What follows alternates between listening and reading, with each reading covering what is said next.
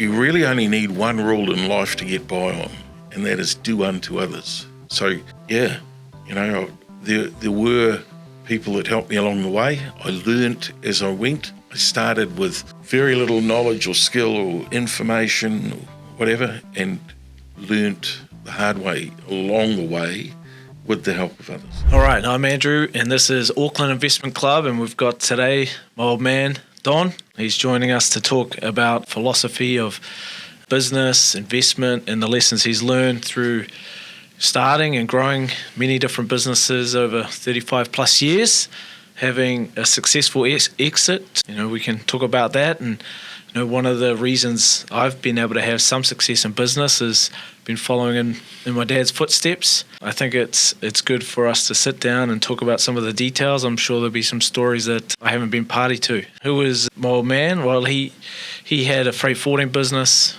Well, you started, what year did you start? 1985. 1985. And what led you to get into that? I couldn't get a job. I'd been a young general manager for a big Australian freight forwarding company. I'd leapfrogged layers of middle managers, and when you were 21 or something like that. Yeah, to be a general manager at 25 was a pretty big deal. Yeah. And then I was fired very quickly. So I found myself unemployed and couldn't find a job. And not much money. We just built a new house. I think we had $1,200 in the bank and $1,000 a month in mortgages. Yeah. So each day we had the choice of either eating or putting petrol in the car. It was one or the other, not both. Yeah. And that was for about a year. So how long between losing that job and starting something new? The first couple of weeks was just sort of shock. Wow, big fall. Then deciding to make a start, getting the yellow pages out and starting to make 20 or 50 or 100 phone calls in a day to try and get appointments. For a job or for a business? To find clients. Yeah, because you had you're a customs broker. I had my customs broker's license, so that was the ability to start. Yeah. And was that regulated or? In those days, it was very regulated. It was, imagine being a doctor or lawyer. You couldn't practice without that certificate. So it was something. The only thing I didn't have was any clients. Yeah, yep.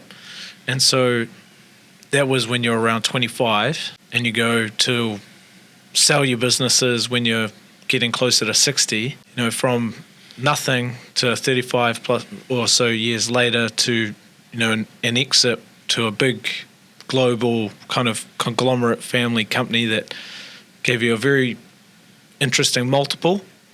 You got a very high price in terms of the industry standard, and that was because you had created, and from my point of view, a premium company with an impressive and growing revenue stream, and the profit was market leading. Yeah, all those things. We set it right on day one. I figured after a lot of thought, there was only one possible point of difference we could offer, and that was a money-back guarantee. Yeah.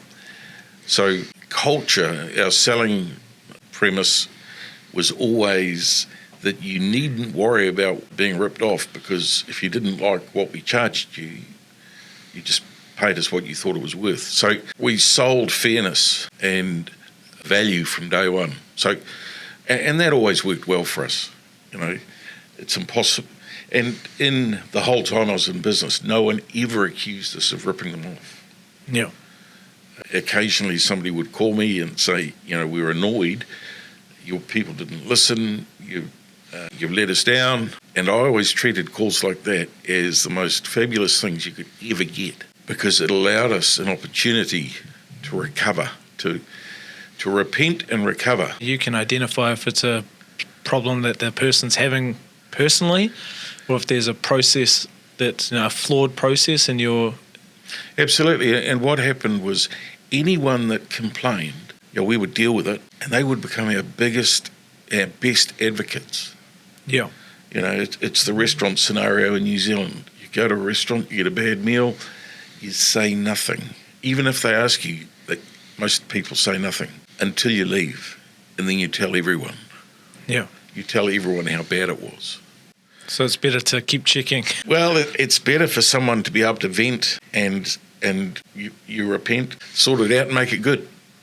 But we were always focused on, we likened ourselves to the All Blacks. Are you good enough to be an All Black? And if you're not, what are you doing here? It was, our people didn't leave because we made them happy. We kept them happy. But they were constantly being approached by our competitors because they wanted to employ All Blacks. Yeah, I mean, I certainly remember that some of your team had been with you more than 20 years. That was common, and certainly more than 10 years was common. And towards the end, 30 years was... Yeah, vast majority of your team had been with you more than 5 years. Yeah, absolutely. Which is not common as common in these 35 years, I guess we would have lost maybe half a dozen people to competitors. We had a lot of people come and go, but they didn't, because they were mainly young, they left us to travel or to change industries. They didn't leave us to go and work somewhere else within the industry. Yeah.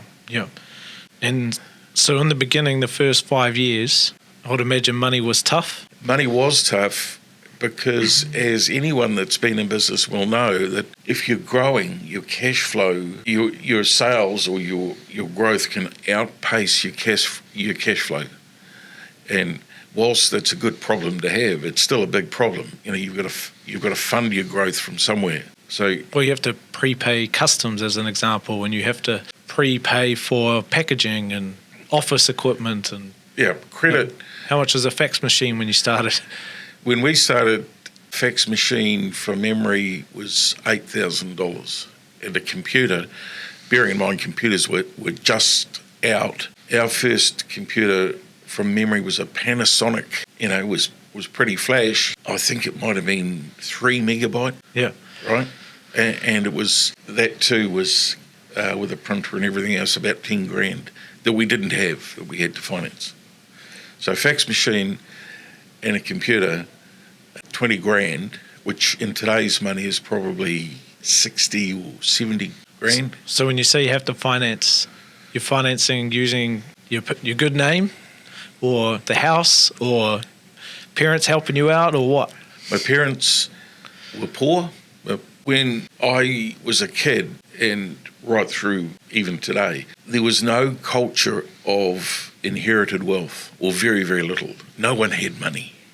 So you didn't know kids that came from wealthy families. New Zealand was a very, very working class environment. So my parents had no money. They recently just moved out of their home, a very, very humble home in Otahu, where they'd lived the last 40 years of their lives. So getting money off parents wasn't an option. We had to borrow money through finance companies, and rates in those days were, bank rates were 15, 18, 20, 23%. So you can imagine what finance companies say. Yeah, well, I mean, I guess it's easy to forget that you leveraged into that growth, and you obviously felt like you had to have that equipment to outpace your competitors or to provide a differentiation. You had no choice. It was, you're either in or you're out. Even today, you couldn't do without a mobile phone. So it's not a choice. You get a choice of brand and how much you want to spend on it. You don't have a choice as to whether or not you want to use one. So, we were the same. So what business philosophy served you well? It was always, because we were selling a money-back guarantee, we had to be pretty sure of what we were doing. Right from the outset, I knew that I couldn't do it on my own. So I set about to persuade people that I knew, who I knew were very, very good at what they did. They had great character, great belief in doing things right. So, I figured out when I was 15 years old that I was good for nothing. I couldn't cut a piece of wood straight. I couldn't bang in a nail properly. And I didn't have the aptitude for academic excellence. So having to accept that you're no good at anything as a 15-year-old was, it was pretty tough, pretty disheartening. So I worked very, very hard, and as I got a little bit established in business, it was apparent to me that I had, like the coach of the All Blacks, he doesn't set out to be the best first five or the best hooker or whatever. His job is to select the best possible team, provide them with the culture and the belief in themselves to achieve victory in a very competitive marketplace. I always saw myself as the coach of the All Blacks. Well, you hired Ricky first, right? And he stayed right till the end. Absolutely. Ricky, then Lillian, they were people that were with us. And, Ricky was uncompromising in his standards, which was great for me, because if he was a fly-by-nighter or rip, shit and bust, then it would have impacted on our business. And so the first 5 years, was it rapid growth or slow? No, it was slow growth. It was typically the reaction from prospective clients was, hey, listen, we love what you're selling, we love what you're doing, but you're 25, you're by yourself. What happens if you crook or go on holiday or whatever? You're a one-man band. So over a period of time, I think in the first year we might have made $8,000 in total. But we had a client, Tasman Special Vehicles in Cambridge, go broke, go into receivership, owing us $8,000. So growth was relatively slow, but it did snowball. It's like putting something in the bank, and it's slow to happen, but when it starts compounding over years, it becomes a force on its own. So 5 years, first 5 years were probably the toughest. Living hand to mouth with the slightest puff of wind causing us all sorts of dramas financially. Yeah. And your positioning, seem to remember your office being extremely close to the airport. Everyone was in those days. The customs controlled where you could be. So, we were all close to the airport. And over the years, we could move further away, buy bigger bits of land and build bigger buildings. Well, how long until you built your own buildings? And you started buying land as well? We bought land pretty early on because around the airport perimeter, we could buy land with a 10% deposit, which was awesome. Unfortunately for us, the council took a 12-metre strip at the back of our property for a floodplain, which severely impacted the value of the land before I had to pay for it. And then with the crash in 1987, I had to come up with the 90% I hadn't paid for, and I didn't have the money. But I guess we were a week away from being House of Cards tipping over. But the upshot was I managed to buy the land next door of Fletcher's for 10% of what they originally had it for sale for. So it's the old story, when Rome is burning, buy fire extinguishers. So we did well out of that. We took a punt. We had nothing to lose, but because we genuinely thought we were going to go through. Double or nothing. Double or nothing, exactly. It's like the guy from FedEx, taking down to his last $5,000 and going to the casino because he's got nothing to lose. Oh, that's what he did. Yeah. And so how did you think about sales and marketing and growth to a point where you did have, well, you probably didn't understand what economies of scale was back then, but it was becoming more and more apparent to me. I realised that when we had about 7 people, 6 of them were devoted to operations and 1 was devoted to admin and accounts. And I realised that and one of our operations girls was murdered, God forbid it happened. It occurred to me that we could be put out of business if our accounts person was crook or couldn't come to work or whatever. So I realised we had to get big enough to have 2, at least 2.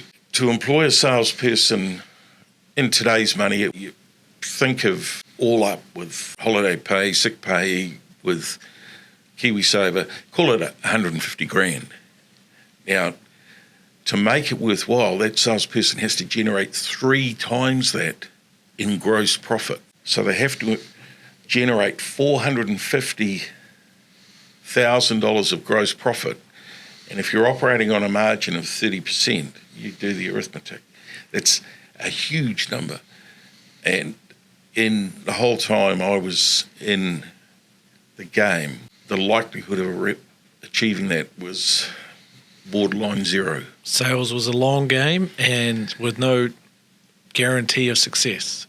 It seemed to me, and experience proved this to be the case in most instances, that from the day a sales rep started with you, they were looking for their next job. Yeah. So we took a different approach and realised that, okay, why don't we buy existing businesses, old traditional businesses, 3-5-man bands that have been around for 40 or 60 years, on the basis that our culture was very similar, our ethics and our values were very much the same as theirs. We weren't fly-by-nighters, we weren't doing anything swift like the freight forwarders were. You know, we Well, how did the freight forwarders or some parties play games, and was it miscoding with customs, or was it? There was all sorts going on, but we went into the marketplace saying, hey, we're traditional, we're state of the art, but we're traditional with our values. We believe in the old-fashioned way, and it didn't appeal to everyone, but it appealed to the market that we were involved in. So how long until you made that first acquisition? It was probably 10 years before we made the first one, and then we'd try and, I put myself out in the industry as a buyer of businesses. So everyone in the business knew who I was and knew I was a potential buyer and a pain in the ass to the old buggers that I was... Getting calls every so often from you saying, hey, you ready? I never let up.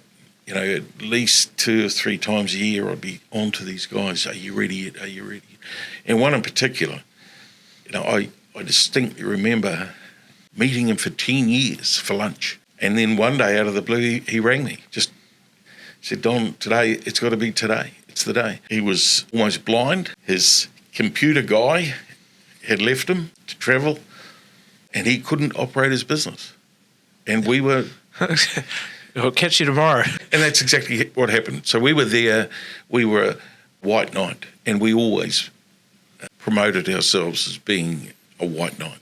Yeah. And so from that first acquisition, you by your count did about 16 before you came to sell the business. So your growth strategy was through acquisition.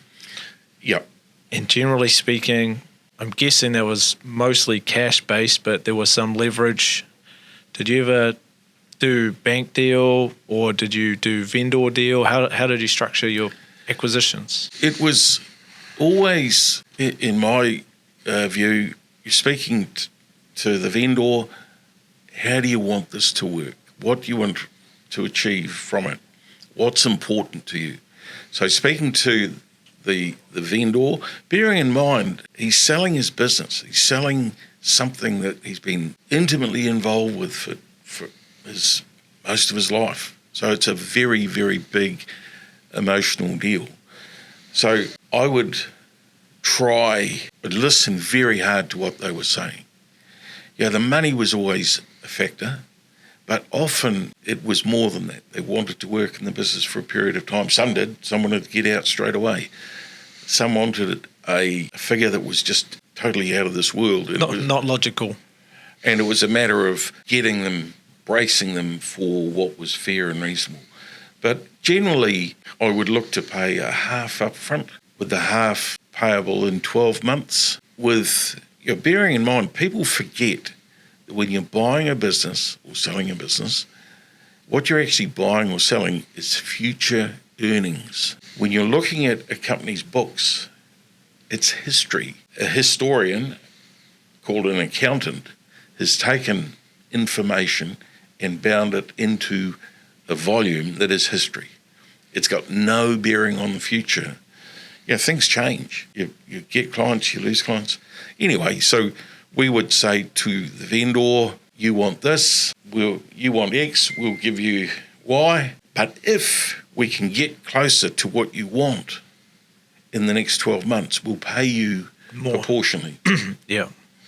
And that would often involve them working in the business as a kind of client liaison and transition things. And yeah, it was trying to work out the best deal for everyone. Yeah, so yeah, we did it 16 times. We were well known in the industry as being, I would encourage, if I was talking to a guy about buying his business, I'd say, go and talk to who you've already done deals with, yeah. The last three and get a feel for how it worked for them. And so through the decades, how long before you felt like your house wasn't on the line every time you did, you know?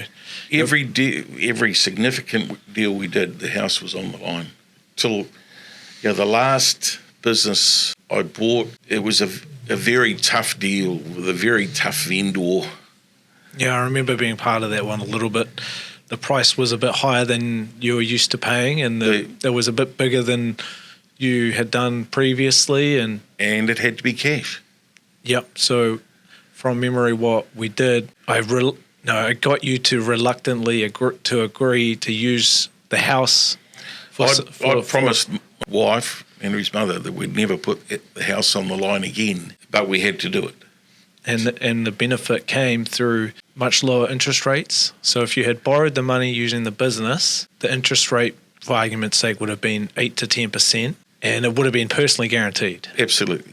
But using the house, the interest rate was half that, and relatively speaking, it was still below 50% of. Yeah. And we knew with our cash flow forecasts, we knew what the payback was going to be.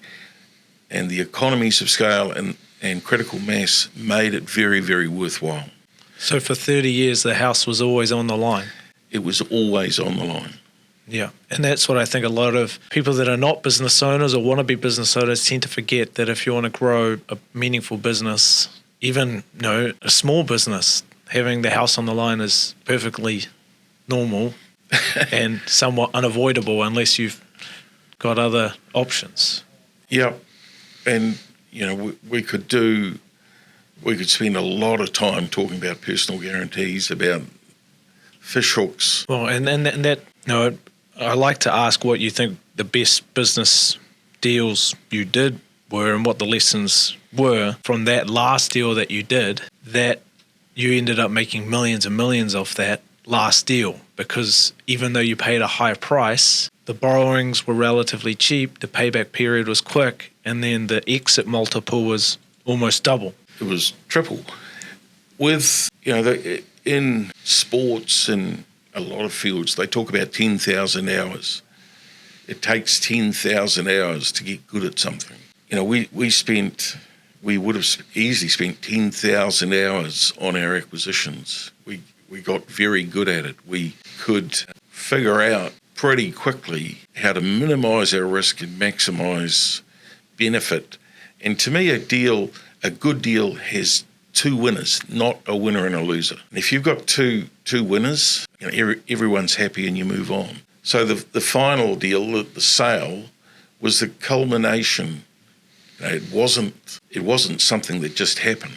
We'd worked a long time to achieve that. Well, yeah, and a big German company that wanted to break into New Zealand found the perfect target for them to break through, and they were willing to pay the premium for that. And once, they bought 4 companies off us because they could see value in the different things we were doing. So best deal, worst deal, and then we can talk about how you diversified. What made it the best deal? And the best deal and the worst deal could be the same deal, the only difference being the timing. We built a pretty big warehouse out at the airport, one of the biggest there was at the time. Finance was a breeze. Westpac were all over us. They were really accommodating, and we did well out of it. We built it, then we sold it and leased it back for 6 years and made a very, very good profit. which allowed us to sort of move into another level. Rather than, a lot of people see money in the bank account and think it's theirs, which generally isn't the case. They don't realise that, that 50 grand or 100 grand or 500 grand belongs to someone else. Well, yeah, it's either client money, supplier money, Tax, holiday pay. It's a future lease obligation. And for me, it was leverage for the next deal. And that allowed us to survive. When we leased the building back, our biggest client took 50% of the warehouse space. So we had a lot of exposure in that warehouse for 6 years. And it wasn't until we got out of there that risk went away. And a lease on a building that you don't need can kill you quicker than anything else. So one of the things I would always counsel people in business about is the lease they have and what effect it would have if your circumstances change dramatically.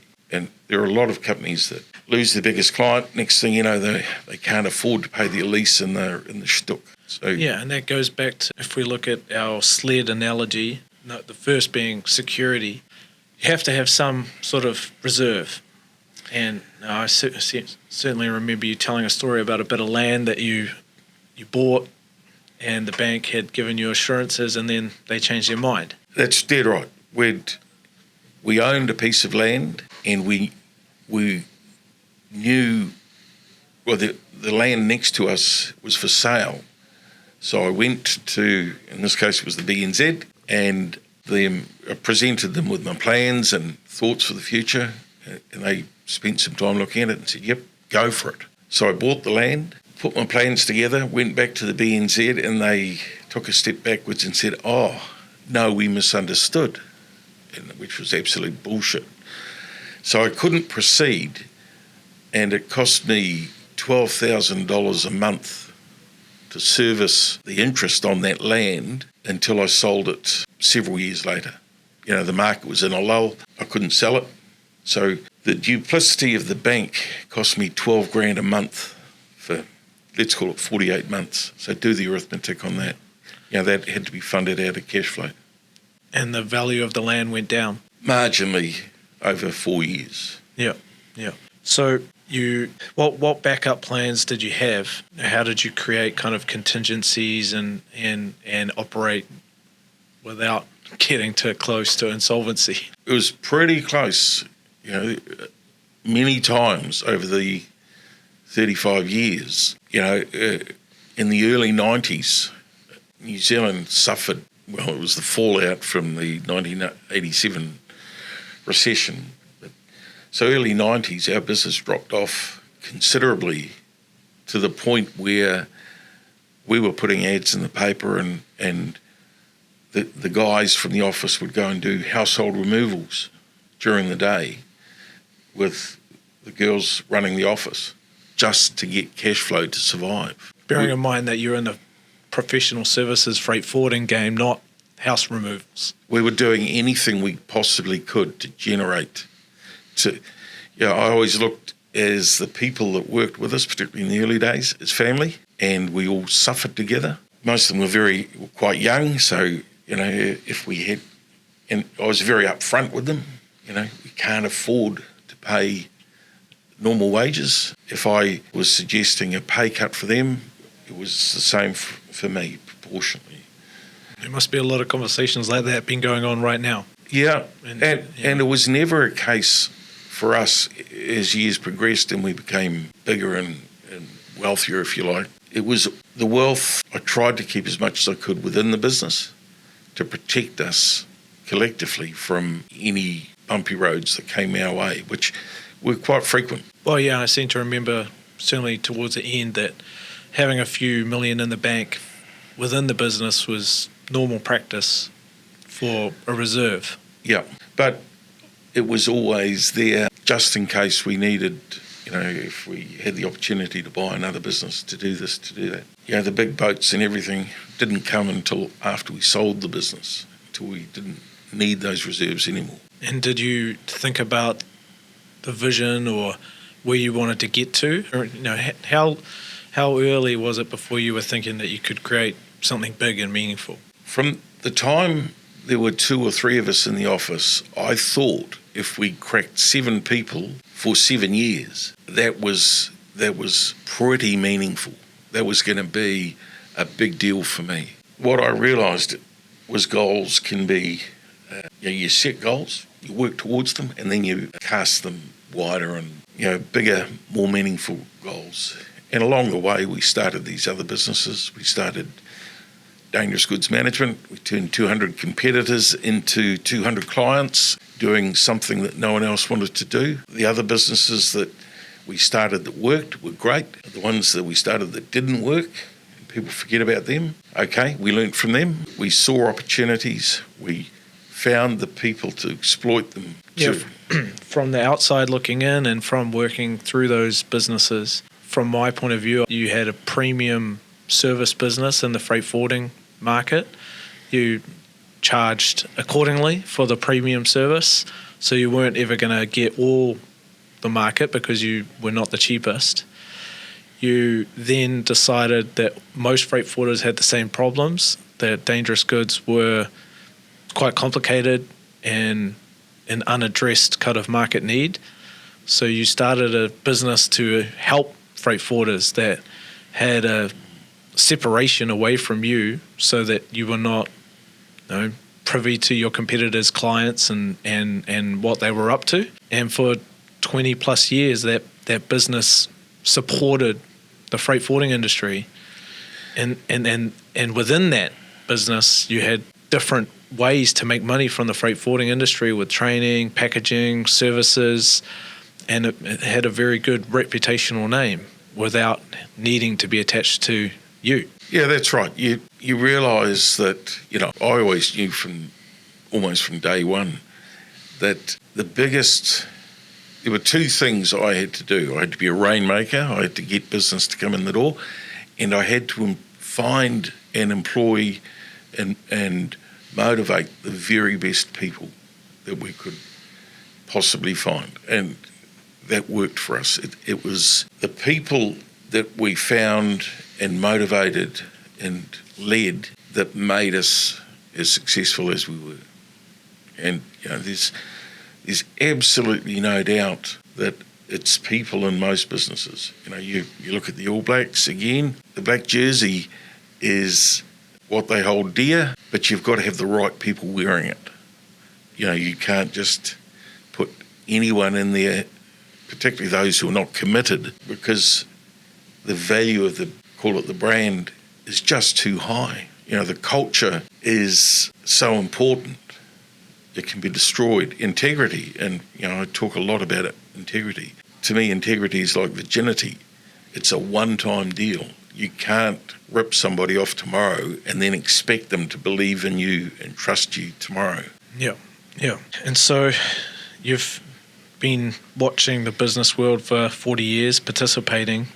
How do you feel about the yields and the interest rates and what's going on in the economy for the next, the end of 2024 and beyond? I guess like a lot of people, I rail against the unfairness that you see across the board. To me, the likes of Grant Robertson and Jacinda and Chris Hipkins should be in jail for the amount of public money, taxpayer money, that was just shredded and burned. From business owners and, basically stolen from the people of New Zealand across the board, be they in business or whatever, and pumped into things that were just duplicitous, like Pua and Three Waters, that they never had a mandate for. And I'm not being political, I'm being financially pragmatic. Am I sad to be out of the business world? No, certainly I'm not. But you're enjoying your money now, and you're mentoring a lot of people, and got the boat and the bike and the batch and the freedom of time. Yeah, I spend quite a bit of time on business mentoring, usually younger people, although my oldest client is 73. But, the problems are still the same. How do I get more business, cash flow, administration, staff issues, or the things that are consistent. HR, money, and sales. Yeah, well, that's pretty much it. But for somebody like me that's been around so long and had so many different businesses, enjoyed employing so many fabulous people, endured employing a few bad eggs, and that's inevitable. Purely on a statistical and percentage basis, you're always going to get a few duds, and they cause disproportionate problems. And the fact that you can't deal with these rat bags, you've got to inflict them on your staff for so long before you can get rid of them, is just bullshit in my view. But yeah, you have a look at some places around the world in America, and you can fire someone in one day. Just hey, don't come. No, you're out.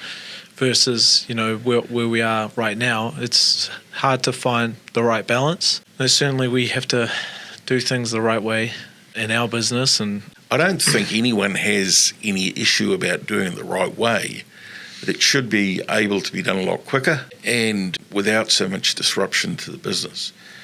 In the last 10 years, or particularly the Labor government, another week's annual leave that had to be paid for. Well, it's extended sick pay, the extra holidays, the extended annual leave, and taking away that 90 days, that was tough. Yeah, and the fact that Maori enterprises pay 18% tax as opposed to the general business community who pay considerably more. To me, that is why I can't figure it out. Why do we need these different rules? God forbid people use words like apartheid. Or business is hard enough without having disadvantages and advantages for different parties. Yep. Start putting labels on people. So what do you recommend for people that want to start their own business or get into investing in businesses? Know what you're doing or know what you're getting into. You've seen a lot of people that they shouldn't be business owners. There are a lot of people around who don't realise when I say the cost of being in business, there's the financial cost, of course, but the emotional cost, the fact that your house is on the line, the fact that if I was mentoring a young electrician and he was wanting to make the transition from being a contractor to a company owner, and he didn't realise that he was going to, instead of working 40 hours a week for 40 hours pay, he'd be doing 80 hours work for 30 hours pay, because he was going to have to be doing a lot of prospecting, a lot of quoting. And not paid when you're not working. Not like on the Christmas holidays when you get paid. That's right. So, look, it can be very worthwhile, but, I would say to people, you look at the simple things like risk versus reward. What's in it? I have what I call the crayon and envelope test, whereby you should be able to write the basic numbers on the back of an envelope with a crayon, and that should tell you whether it's worth doing more numbers. What's your revenue? What are your costs? What's your gross profit as a starting point? And, you look at, somebody was talking to me about a coffee cart the other day. How many cups of coffee do you need to sell at $5 a pop to pay for a coffee cart? Well, in my head, I thought, well, the cost of a cart's probably $30,000. It's probably, if you've got one or two people working for $30 an hour, it's costing you $500 a day. So the first 100 cups of coffee you sell, break even. Now, how many places sell 100 cups of coffee a day? Pretty marginal, I'd say, 7 days a week or whatever. The basic numbers it doesn't have to be difficult. It's amazing how many people don't even do that. But I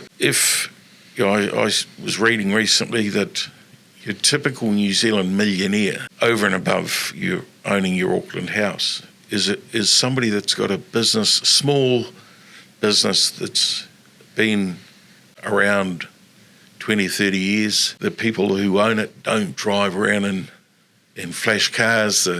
You'd never know. Well, so much of owning a business, a small, medium business, your money's trapped. And that you only have meaningful money when you get out. And even then, you might not get that much. And so owning your business provides you with the obligations, but the flexibility of managing your own time and being your own boss, but it doesn't necessarily mean a pathway to riches. Quite a bit of the work I do is for people who have got to their late 50s or 60s, who have never realised that their ultimate responsibility is to extract their capital from the business. They don't have a plan to get out. They haven't figured it out. They haven't made provision. They haven't been paying KiwiSaver. So a lot of them have got no wealth outside the business. And when they come to sell their business, they can't, because the marketplace says you are the business. Take you out of the equation. There's nothing there. So business owners, successful business owners, should be thinking long term with that in mind. How do I get my capital out? How do I make the most of my life's work? And not make the business because it's successful because I'm there. That's right. The best business is the one where the owner can be on a beach somewhere, or on a boat somewhere, or riding a motorbike somewhere, and it's running very well without them. I think Auckland Investment Club is about helping people take action and put their goals out there and thinking about how they can, in the future achieve what they want to achieve. And we know that money makes the world go round. Capturing, a significant slice means you can, deliver value to clients, suppliers, the community, and your team members.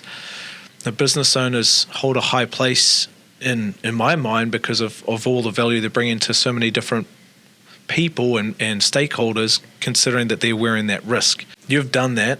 You've got your money out. A lot of people probably helped you along the way. How do you think about giving back? The mentorship you're doing at the moment, you're not charging anyone. No, look, to me, the day I sold I looked on it as leaving the casino. I'd won at the tables, if you like, cashed it in, and I left the risk of continuing behind. I suppose everybody, if you're asked the question, how much is enough to get by on for the rest of your life, everybody's number will be different. And my number was exceeded, and that's fine.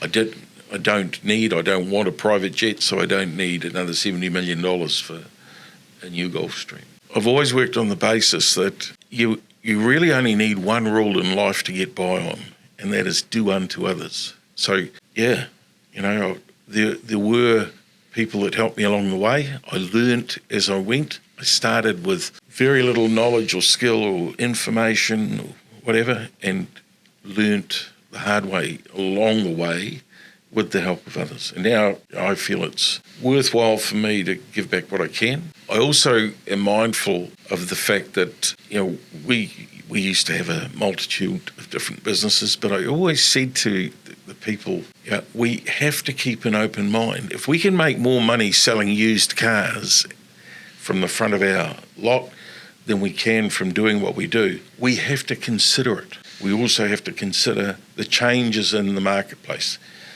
I would liken it to the All Blacks trying to play test matches with a rule book that was a year old.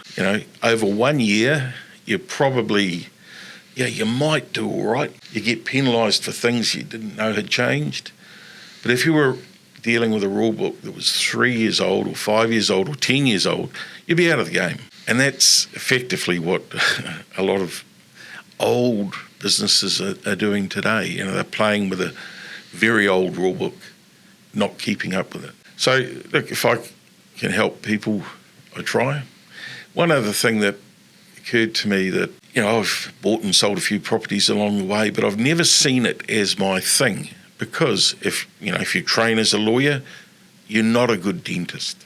If you train as a doctor, you're not a good entrepreneur. And we get ourselves on a path that we generally try to stay fairly close to.